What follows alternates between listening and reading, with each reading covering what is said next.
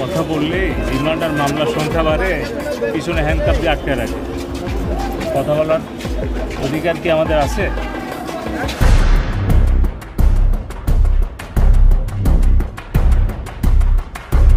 আকাশি রঙের একটি প্রিজন ভ্যান দুপুর 1:30টার দিকে ঢাকা চিফ মেট্রোপলিটন ম্যাজিস্ট্রেট আদালতের সামনে এসে থামে। প্রিজন ভ্যানের ভিতর দাঁড়িয়েছিলেন সাবেক তথ্য ও যোগাযোগ প্রযুক্তি প্রতিমন্ত্রী জুনায়েদ আহমেদ পলক। কথা বললেই তো রিমান্ড আর মামলার সংখ্যা বাড়তে থাকে। পরে গাড়িটি আদালতের সামনে থেকে হাজতখানার ভেতর ঢুকে যায়।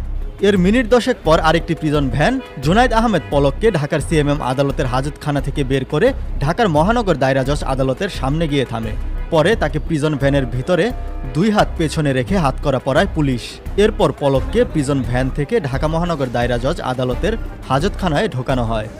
জুনায়েদ আহমেদ পলক এ সময় সাংবাদিকদের সাথে কথা বলেন। কথা বললে রিমান্ড আর মামলার সংখ্যা